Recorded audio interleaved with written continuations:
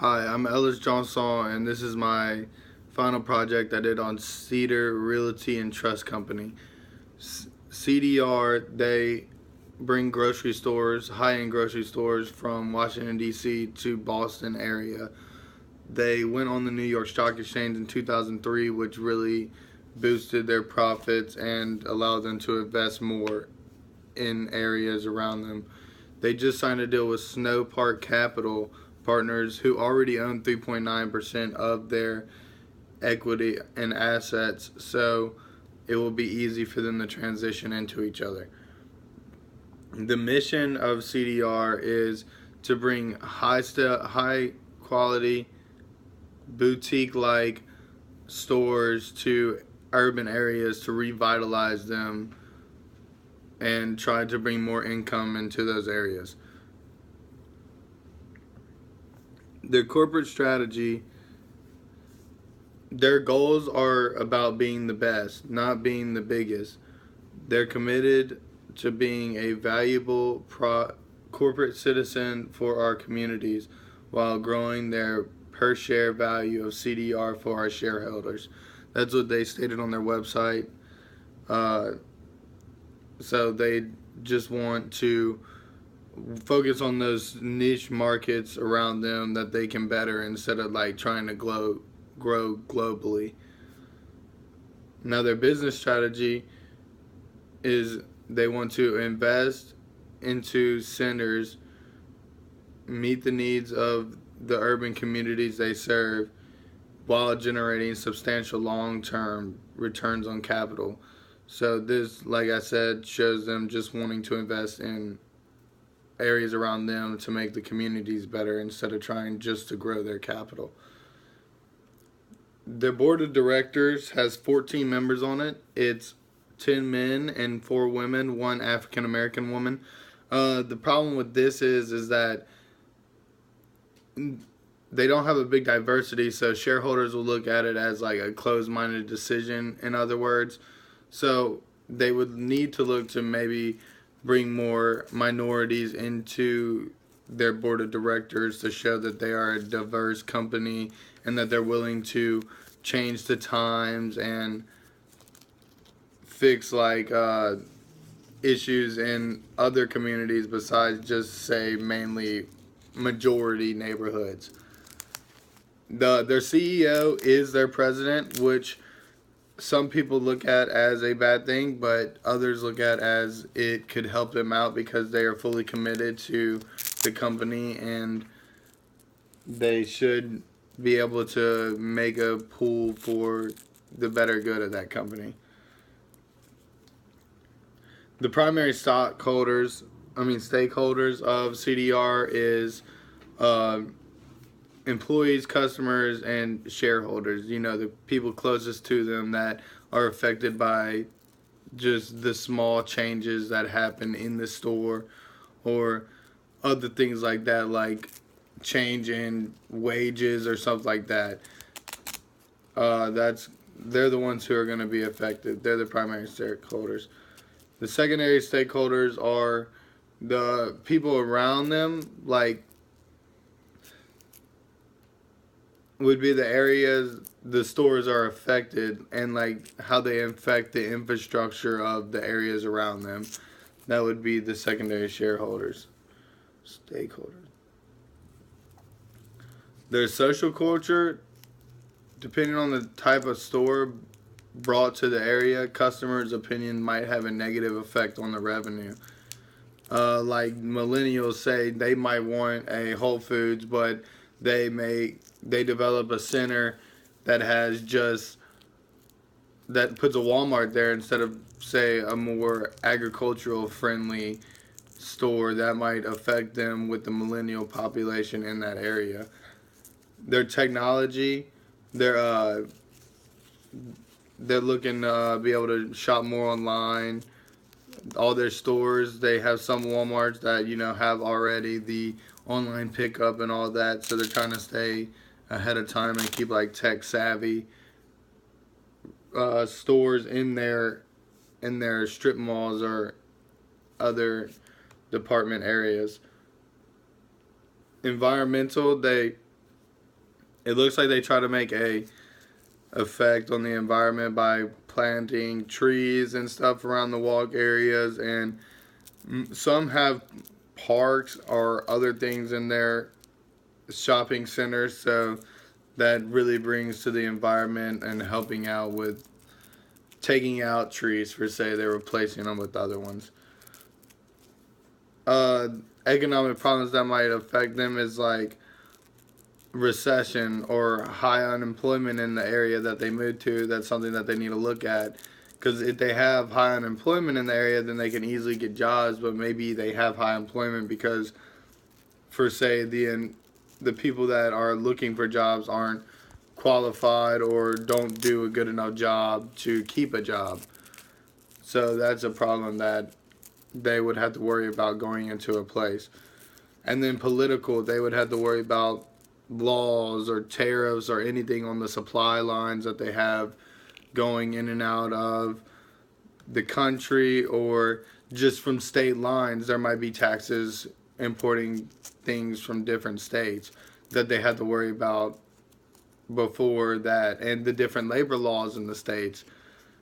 Some might have people that can work whenever they're 16, or they might have to wait later to work. So you have to worry about those kind of things, because they affect how much maybe you'd pay your employees.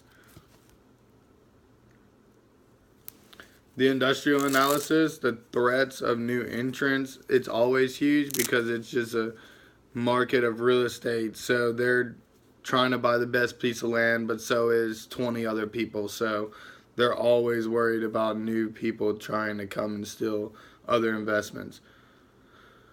The threat of substitutes, another thing, just less strip malls or just off-brand stores that maybe other strip malls have that you don't have.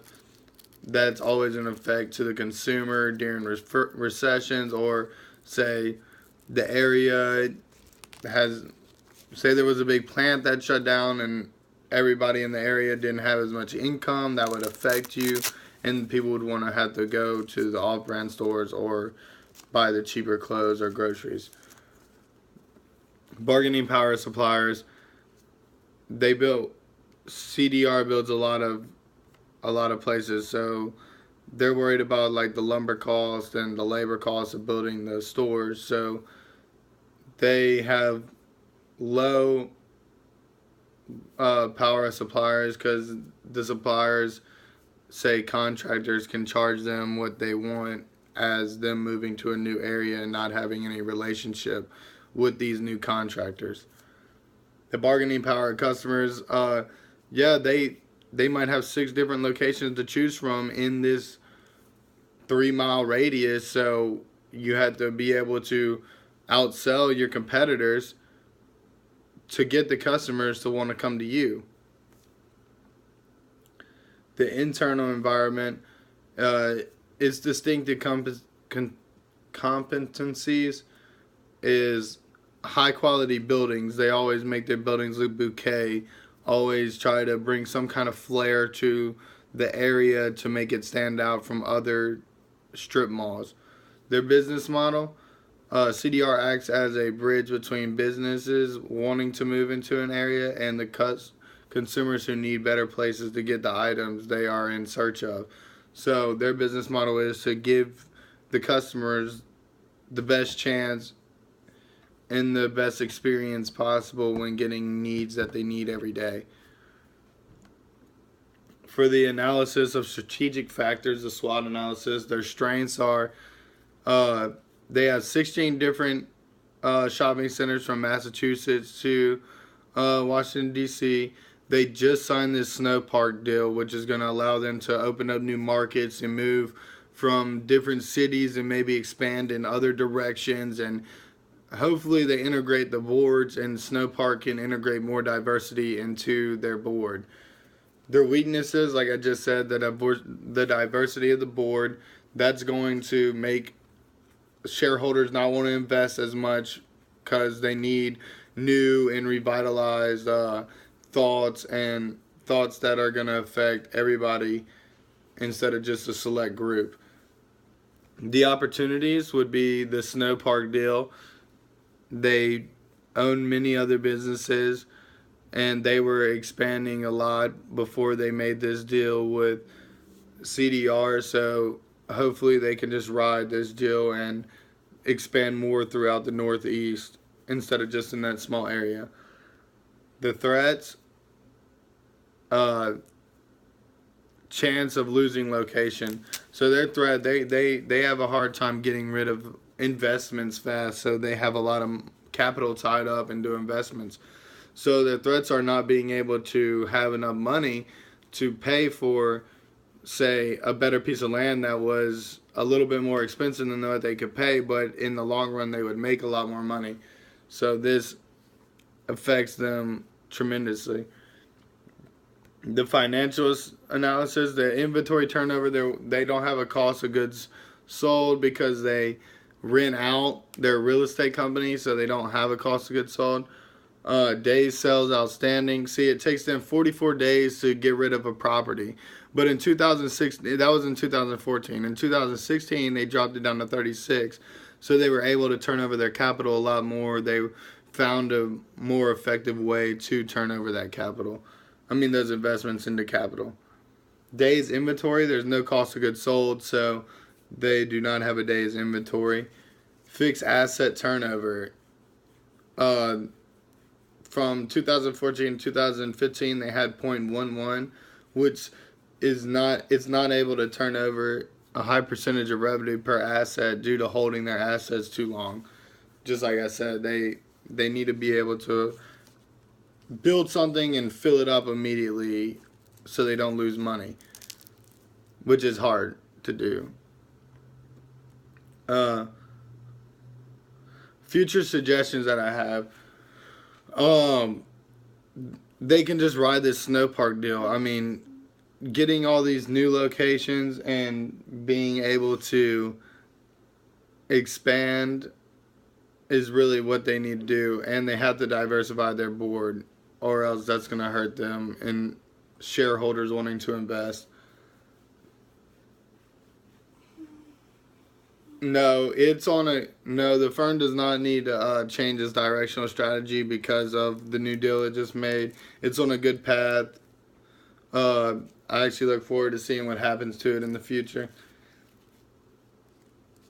If I was CEO, I would look to spreading towards New York instead of towards Boston, trying to get that New York tourist and all the people who travel to New York, trying to get them to stop in my places on the way traveling there. That would be a push that I would greatly go for. That's my final project on Cedar Company. I hope you enjoyed it, and thank you for listening.